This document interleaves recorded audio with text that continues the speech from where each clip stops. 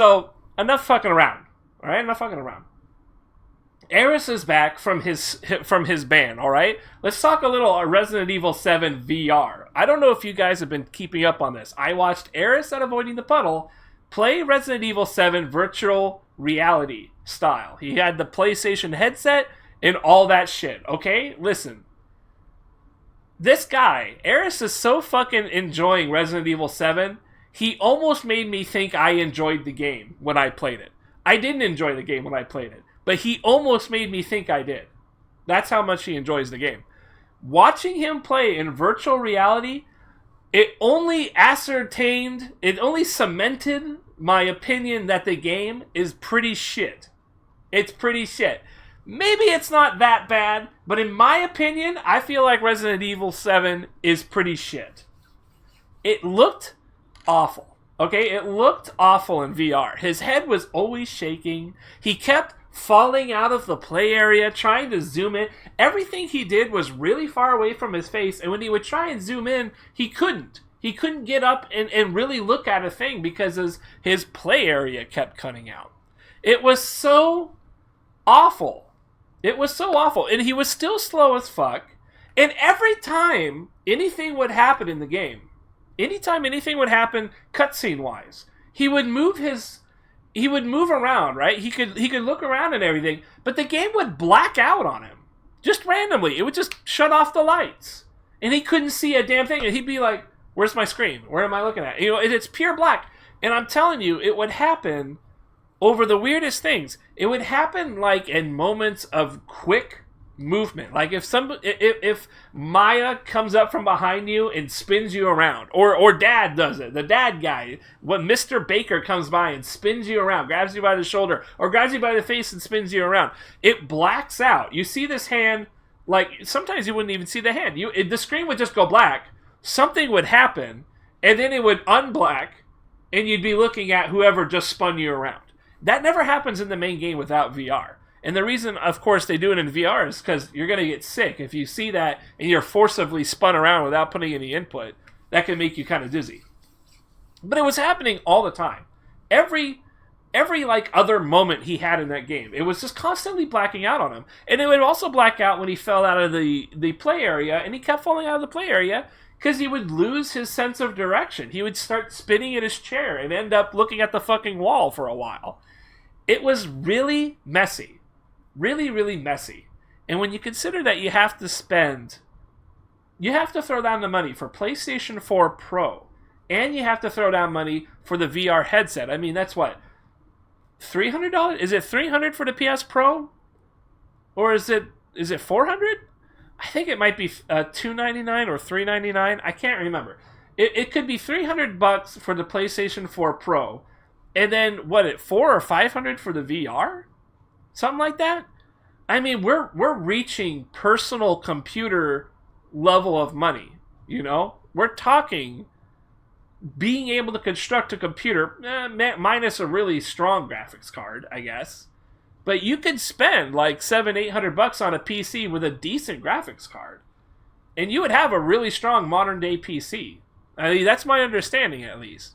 So, I mean, it's a lot of money just to do, and like, he was talking about it, right? He was talking about his VR experience. He was saying that when the thing is so up in your face and you like walk up and you're walking into rooms and stuff, the graphic fidelity downgrades when you're looking at it through the VR headset.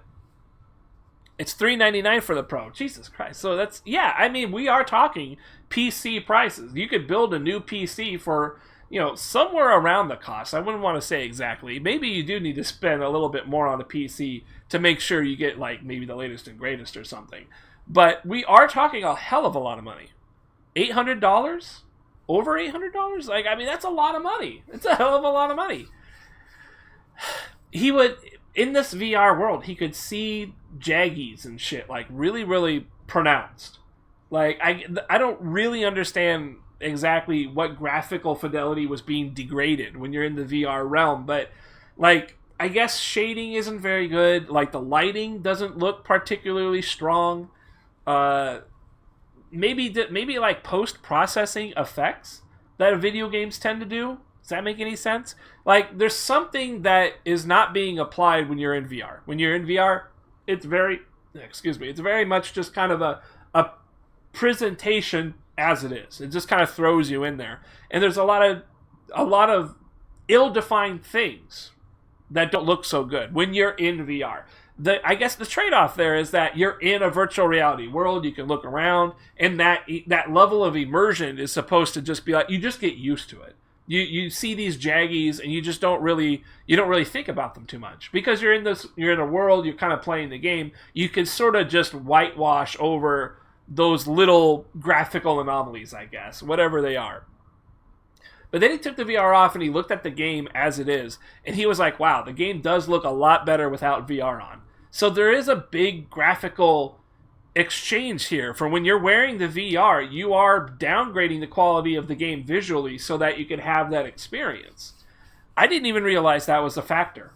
I had no idea. I thought it was a 1-for-1. I thought VR would just boom, it would be right there. Apparently it's not. Something has to change. Something has to happen. I mean, at the same time, he was really losing his shit because he could, look underneath things, and he could creak open a door and then kind of poke his head through the door before his body ever gets there. It's cool. Those are cool things. I have to admit, they're kind of cool things. Some cutscenes looked really, really good in VR, but at the same time, not a lot of things looked good, and he was constantly backwards from where he was supposed to be in the screen, right? So he would see his arms, and they would just be severed arms that are doing canned cutscene animations in front of him, because I guess maybe his headset was so far back he could see all that stuff.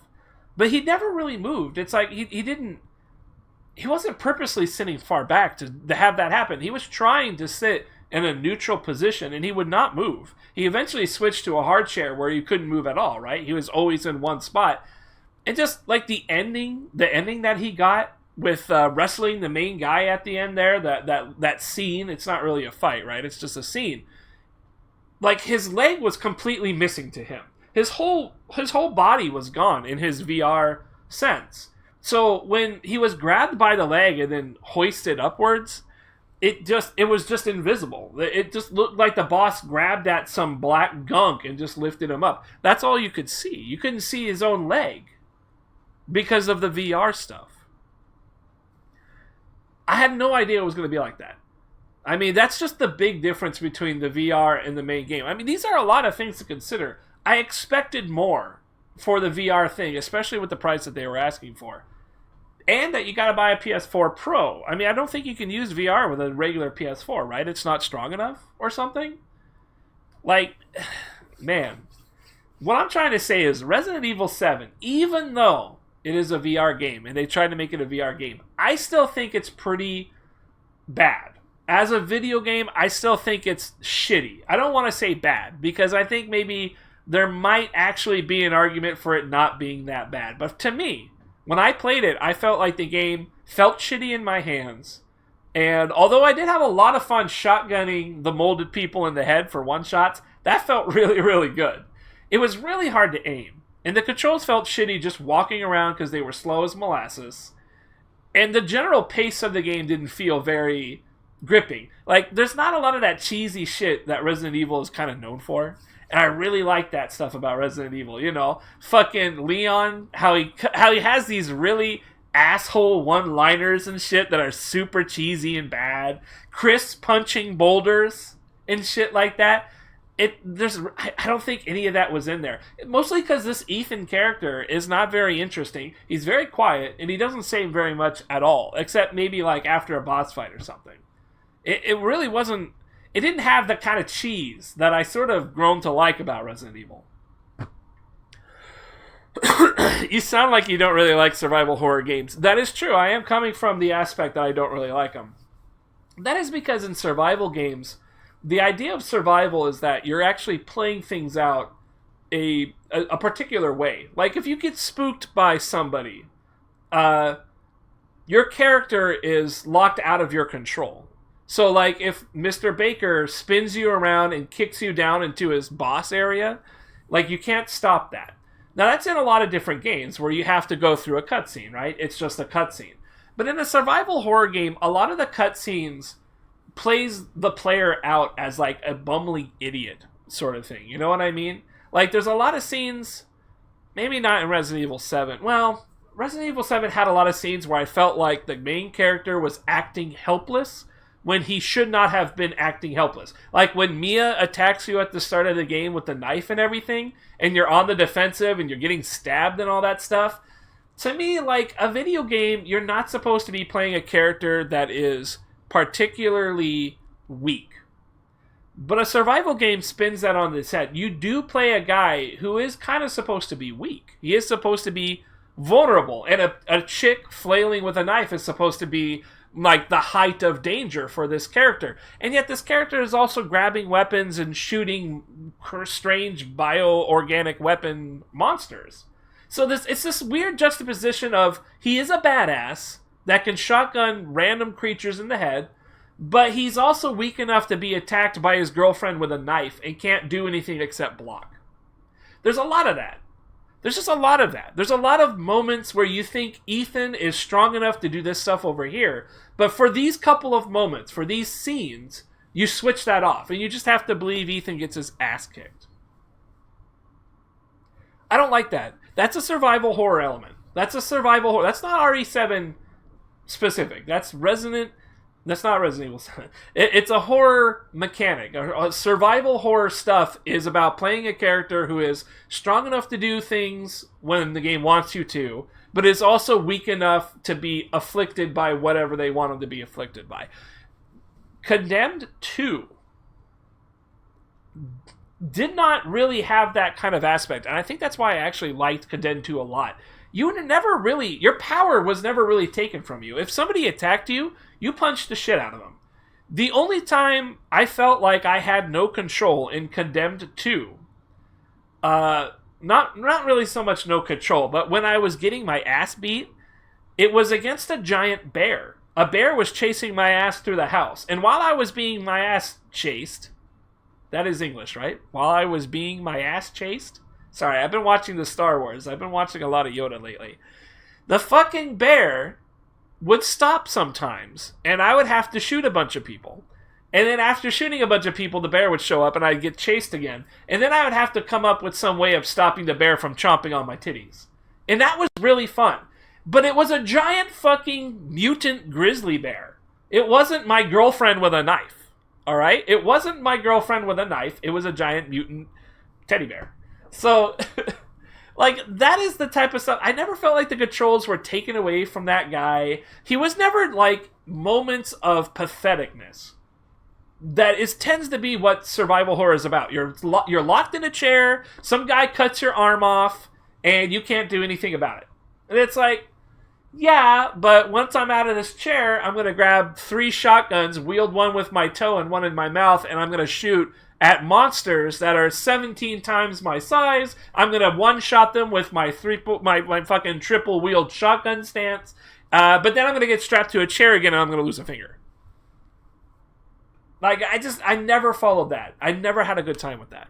That's my problem with survival horror. Resident Evil 7 does that not any worse than most survival horrors do, but it does still fall on that trope, I guess.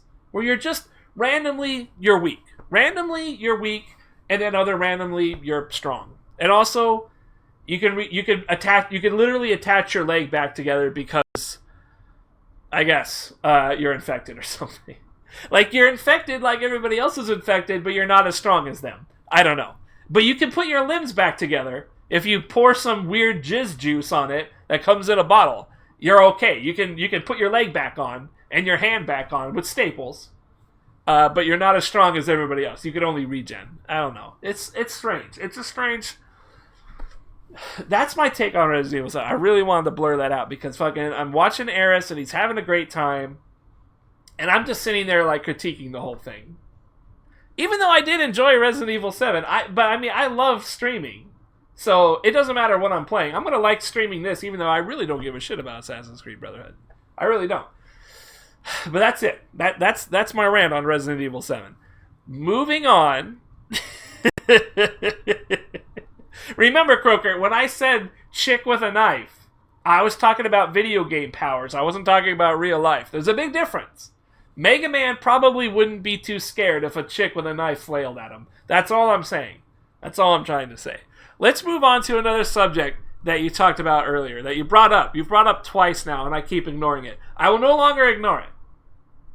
And this is actually kind of big news. Twitch sweepstakes. I've won 2 Twitch sweepstakes. Twitch RPG. Just the fastest way I can go over this, because I've talked about it a bunch of times. Twitch RPG, it's a survey site. You fill out surveys, and every time you fill out a survey, you get a chance of being in this sweepstakes and winning something. It's just a Twitch swag bag or something like that. I'll explain later. But I've been filling out these surveys for no real reason. For no real reason. Except I thought maybe it would help me get a little bit more popular on Twitch, honestly. Any case, I never thought about the sweepstakes, but one day back in December, I won it. Okay, what are you yelling about now? No, hold on. Answer this question. Did you check out the other RE7 ending on YouTube? Yes. Eris went with the other ending. I'm trying not to spoil it too much, but I have seen it. It is pathetic. It's a pathetic ending. It is definitely a bad ending, but it's also just like in the realm of bad endings. It's also a really badly done bad ending. Like, really lazy. Super... And it doesn't even make a lot of sense to me. I don't know. The whole idea of even choosing a character to save, like, it didn't make much sense. The whole reason you're there is for the one character. And even though the other one helps you through the phone, I don't know. You don't really get any face-to-face. Why are you trying to not... I don't know. Okay, look. I don't know. I just figure I shouldn't spoil it. I don't have to spoil it. What I'm trying to say, I don't need to spoil, okay? Choosing the one chick that you're supposed to choose is a pretty obvious thing, right? Like, you're not really convinced. I don't ever feel like I was convinced to choose anyone other than the reason I was there for. That is Mia.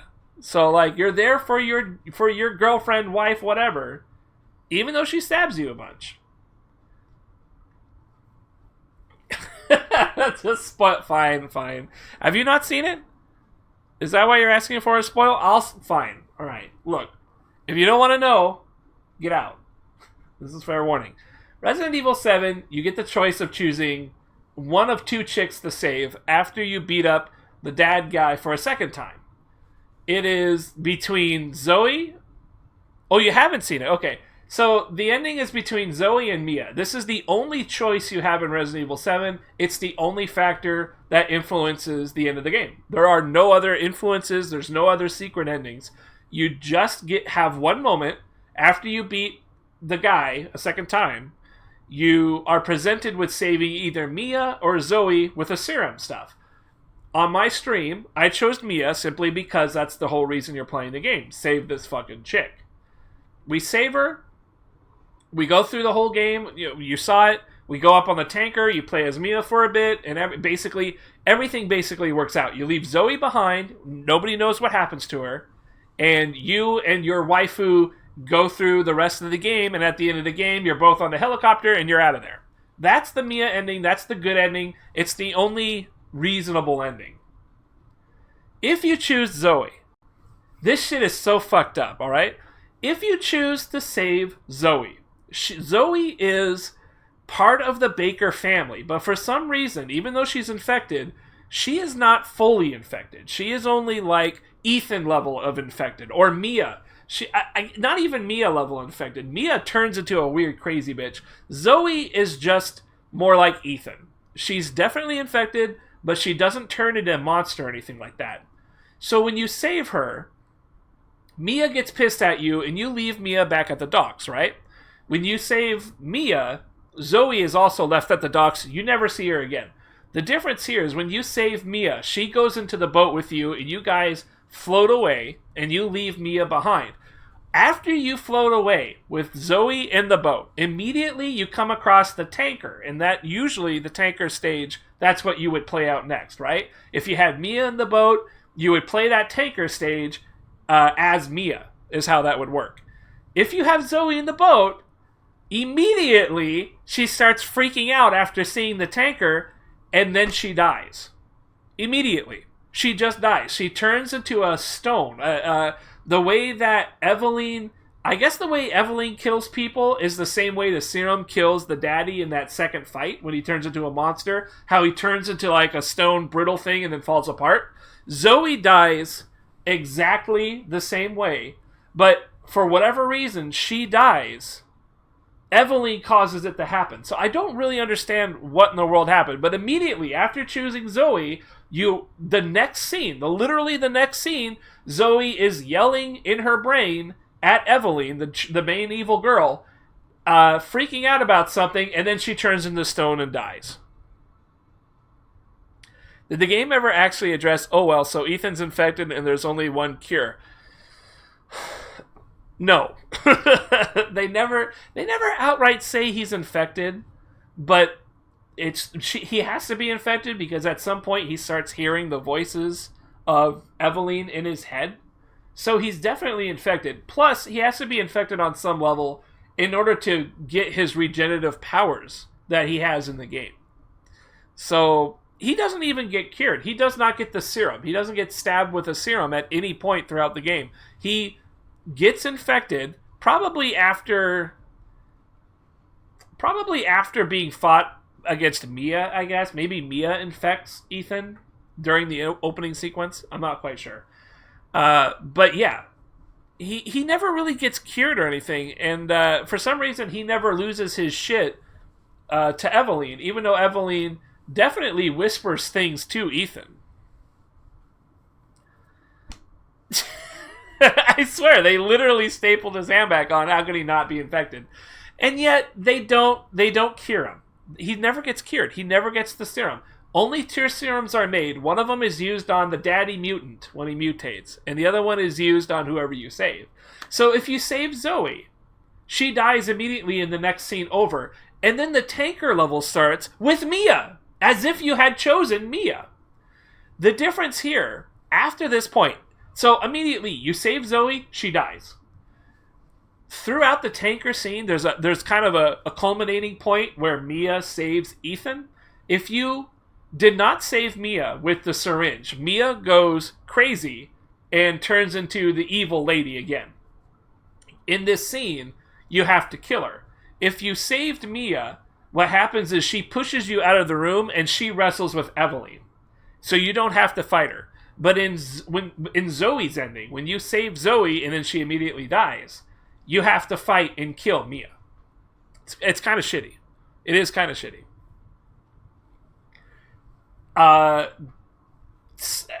The problem with this is, like, Ethan apparently still loves Mia according to the story. So even though you save Zoe, Ethan rationalizes it in a real stupid way by saying something like, I love you, Mia, but I've got to save Zoe so that I can then come back for you.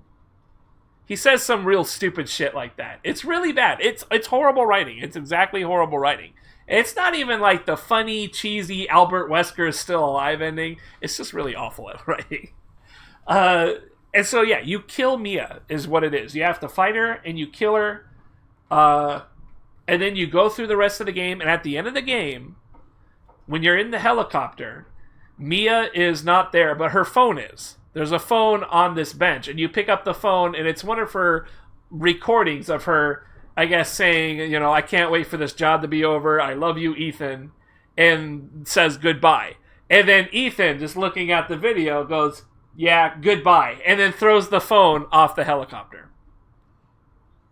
And then he says the same line as in the other ending. Something about as life goes on and doors closes, other doors open or some shit like that. But in the bad ending, his last sentence is something like, the only door I can see is closed. In the good ending, he says something like, as all these other doors close, I see a bunch of other doors opening up.